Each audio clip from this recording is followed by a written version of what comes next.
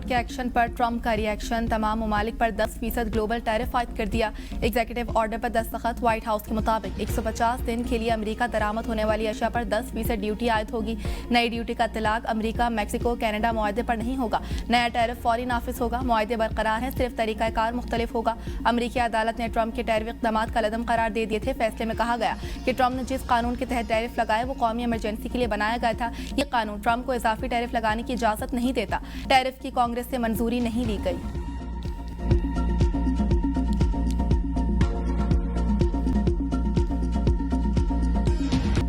Trump ने tariff पर supreme court के फैसले को शर्मनाक और मायूसकुन करार दे दिया। कहा, मैं जो चाहूं कर सकता हूं। जजों ने अमेरिकी मफादात को नजरअंदाज किया।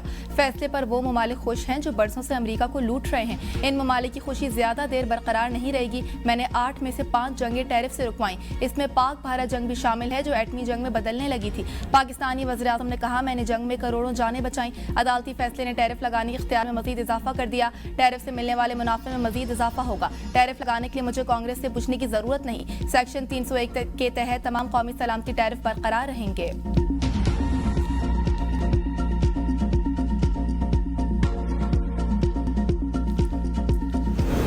अमेरिका के नायब सदर JD वेनिस ने टैरिफ पर सुप्रीम कोर्ट का फैसला ला कानूनियत पर मबनी करार दे दिया। कहा, सदर के लिए अमेरिकी सनतों और सप्लाई चेन के तहफ़्फ़ुज़ को यकीनी बनाना मजीद मुश्किल हो जाएगा। ट्रंप के पास टैरिफ आयद करने के दीगर कई इख्तियारात मौजूद हैं। अमेरिकी वज़ीर खजाना स्कॉट बेस्ट कहते हैं कि टैरिफ के लिए सेक्शन 232 और सेक्शन 301 का सहारा लिया जाएगा। उन्हें चैलेंज किया गया लेकिन अदालतों ने दुरुस्त करार दिया। रवां साल टैरिफ यही रहेंगे जो इस वक्त मौजूद हैं। वज़ीर-ए-आज़म शहबाज शरीफ दौरा अमेरिका मुकम्मल करके लंदन पहुंच गए। खुसूसी तैयारे ने लुटन एयरपोर्ट पर लैंड किया जहां से वो अपनी रिहाइश का पहुंचे। वज़ीर-ए-आज़म लंदन में 2 दिन क़याम के बाद पीर को पाकिस्तान रवाना होंगे। वज़ीर इत्तलात अता तारा कहते हैं, दौरा अमेरिका में पाकिस्तान को बड़ी पज़ीराई मिली। कभी पाकिस्तान तन्हाई का शिकार था मगर अब आलमी सफारतकारी में अहम किरदार अदा कर रहा है। रावलपिंडी, इस्लामाबाद और खैबर पख्तूनख्वा के मुख्तलिफ इलाकों में 15 घंटों में दूसरी बार ज़लज़ला। शिद्दत 4.4 रिकॉर्ड की गई। गहराई 14 किलोमीटर थी। ज़लज़ले का मरकज़ अटक के इलाके बिरहान से 11 किलोमीटर शिमाल मशरिक में था। गुज़िश्ता शाम ज़लज़ले की शिद्दत 5.6 रिकॉर्ड की गई थी। गहराई 73 किलोमीटर जबकि उसका मरकज़ हिंदुकुश रीजन अफगानिस्तान था। वज़ीर दफ़ा ख्वाजा आसिफ की बानी PTI से डील या ढील की खबरों की तरदीद। कहा, बानी को बैरून मुल्क या बनी गाला मुंतकिल करने की कोई गुफ्तगू नहीं हुई। डील की बातें करके ये अपनी दुकान खुली रखना चाहते हैं। इन लोगों को वतन अजीज है या एक शख्स। हम यहाँ से चले जाएंगे, वतन ता क़यामत कायम रहेगा। वज़ीर आला खैबर पख्तूनख्वा की नौकरी खतरे में है। उन्होंने नौकरी बचाने के लिए रिहाई फोर्स का ऐलान किया। रिहाई फोर्स गैर आइनी और गैर कानूनी है। विफाक के सिवा कोई फोर्स बनाना किसी का इस्तिहकाक नहीं।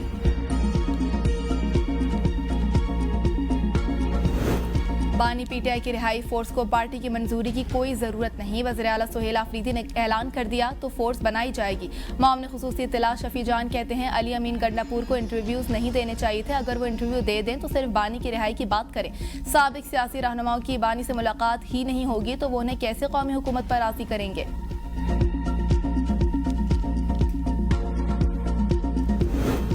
बानी PTI को दूसरा इंजेक्शन लगाने के लिए 25 फरवरी को अस्पताल मुंतकिल किया जाएगा। वज़ीर पार्लिमानी अमूर तारिक फजल चौधरी कहते हैं कि अस्पताल मुंतकली सिर्फ इंजेक्शन लगाने तक महदूद होगी और तिब्बी अमल मुकम्मल होने के बाद उन्हें दोबारा मुंतकिल कर दिया जाएगा।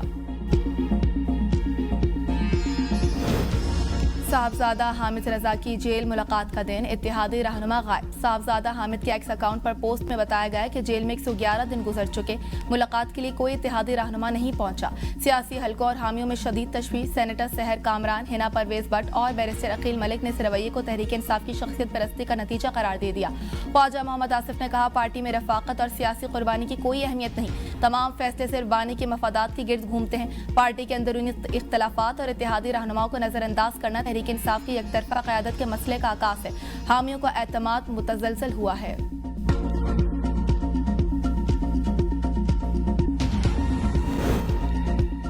MQM रुकन तकसीम, झगड़ा सिंध असेंबली पहुंच गया। अरकान आपस में उलझ पड़े। हैदराबाद से MQM के रुकन राना शौकत ने कहा, रुकन कौमी असेंबली इकबाल महसूद और रुकन सूबाई असेंबली शारिक जमाल ने कत्ल की धमकियां दी।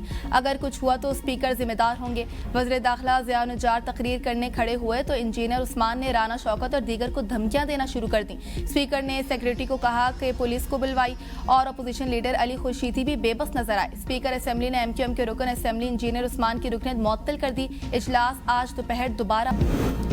KP हुकूमत के लिए बानी की आंख, बानी के दांत और बानी की जेल में आसाइशें अहम हैं। फोकस रमजान से ज्यादा रिहाई फोर्स और नया फितना फैलाने पर है। KP में अभी तक डिजिटल डेटा ही नहीं जमा हुआ। वज़ीर इत्तलात अज़मा बुखारी कहती हैं, पंजाब में रमजान निगहबान पैकेज का तकसीम का सिलसिला कामयाबी से जारी। हर मुस्तहिक को मेरिट की बुनियाद पर उसकी दहलीज पर इमदाद पहुंचाई जा रही है। KP हुकूमत अभी तक रमजान पैकेज की तकसीम तो दूर, ऐलान तक नहीं कर सकी।